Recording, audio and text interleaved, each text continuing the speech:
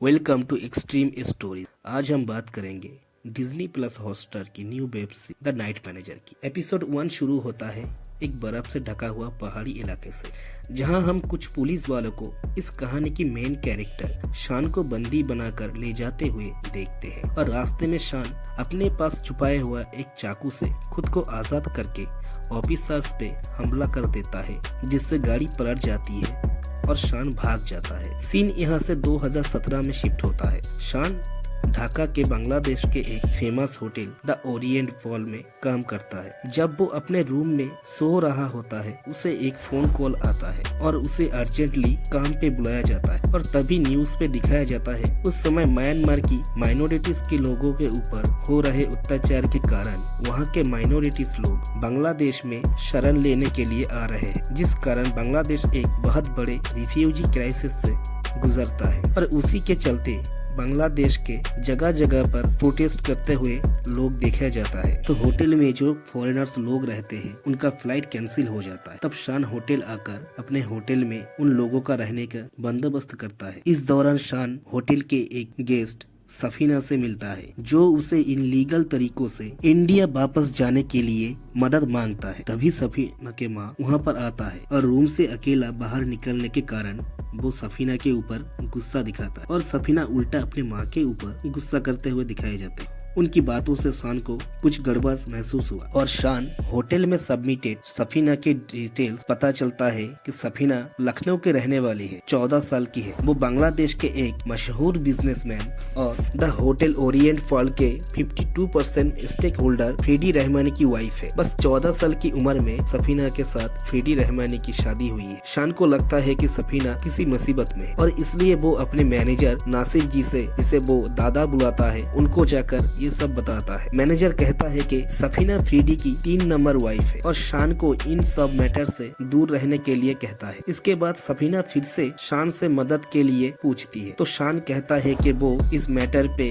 कुछ मदद नहीं कर सकता है। बदले में सफीना को इंडियन हाई कमीशन पे बात करने के लिए अपने जान पहचान के कुछ नंबर्स देते हैं। पर सफीना गुस्सा करके चुपके से शान का मोबाइल लेकर चला जाता है। फोन वापस लेने के लिए शान खाने के बाद डिजर्ट ऑफर करने के बहाना बना के सफीना के रूम में फोन वापस लेने के लिए जाता है और उससे फोन मांगता है। और तभी फ्रेडी बाहर से रूम में आता है, तो उसे देख के सफीना डरती हुई दुपट्टा ओढ़ लेती है और फ्रेडी बहुत ही रूड तरीकों से बाकी सबको बाहर निकलने के लिए कहता है, सफीना के साथ प्राइवेट मोमेंट बिताने के लिए। शान सफीना के फेस देखकर समझ चुका है सफीना इन सब चीजों से खुश नहीं है। अगली सुबह सफीना शान के मोबाइल पर कुछ फोटोज और वीडियो शूट करके वापस देके जाता है। फोटोज और वीडियोस देखने के बाद शान को पता चलता है फ्रेडी एक Indian business tycoon Shailendra Rungta, जो की शिपिंग कंपनी की मालिक है, उनके लिए काम करता है। शैलेंद्र शिपिंग कंपनी के थ्रू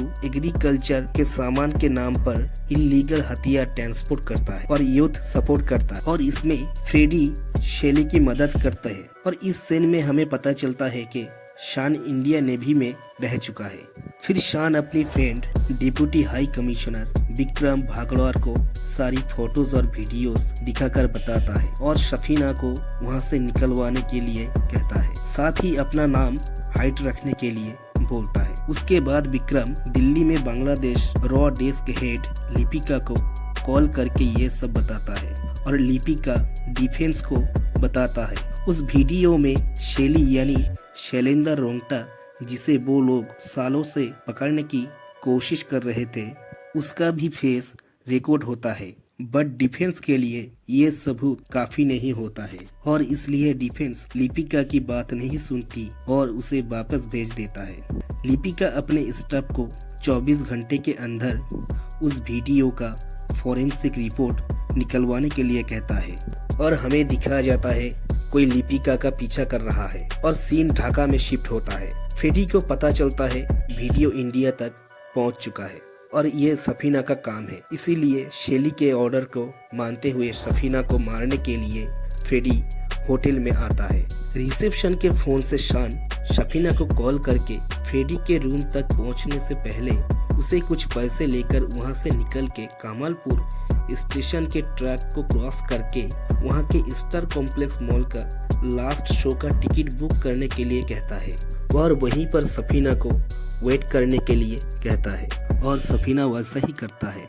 इधर रूम से सफीना को गायब देखकर फ्रेडी बहुत गुस्सा हो जाता है और सफीना के मम्मी को साथ साथ होटल के स्टाफ के ऊपर हाथ उठाता है। शान उसे शांत करने की कोशिश करता है पर वो उस पे भी भड़क जाता है तो शान के साथ उसकी बहस हो जाती है। मैनेजर सिचुएशन संभालता है और शान विक्रम के घर जाके लिपिका को कॉल करके इंफॉर्मेशन लीक होने जाने पर गुस्सा करता है। साथ ही बताता है इन्फॉर्मर एक 14 साल की बच्ची है और अब उसकी जान खतरे में है। लिपिका को समझ में नहीं आता है इंफॉर्मेशन कैसे लीक हुआ और अब बच्ची को रेस्क्यू करने के लिए वो अगले ही दिन खुद ढाका जाने का प्लान करता है।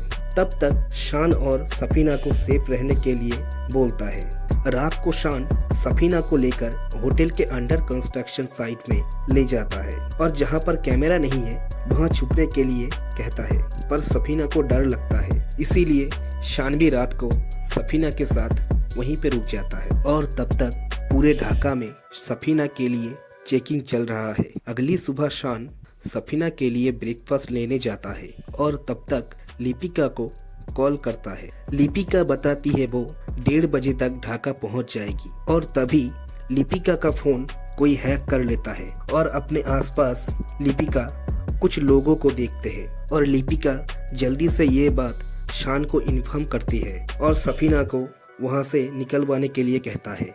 शान भागता हुआ होटल पहुंचता है पर तब तक बहुत देर हो चुका था। लिपिका का फोन ट्रैक करके फ्रेडी को पता चल चुका था सफीना कहां पर है और उस लोकेशन पर पहुंच के फ्रेडी के लोग सफीना को बिल्डिंग के ऊपर से नीचे फेंक देता है और उससे सफीना की मौत हो जाती है।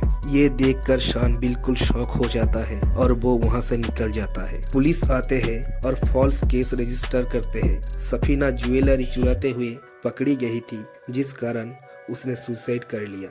सीन अब 2 साल बाद 2019 में शिफ्ट होता है। शान इंडिया वापस आ जाता है और अब वो शिमला के व्हाइट फ्लावर रिजॉर्ट में नाइट मैनेजर है। एक दिन उसे अपने कॉलीग से पता चलता है उसी होटल में शैलेंद्र यानी शैली आने वाला है। ये बात सुनकर शान शॉक हो जाता है और उसे सफीना की बात याद आती है। तभी शैली हेलीकॉप्टर से अपने लोग और गर्लफ्रेंड के साथ होटल में पहुंचता है। शान खुद को संभालता है और शैली से बात करता है। फिर शान शैली को अपने रूम दिखाने के लिए ले जाता है और एपिसोड यहीं पे खत्म हो जाता है।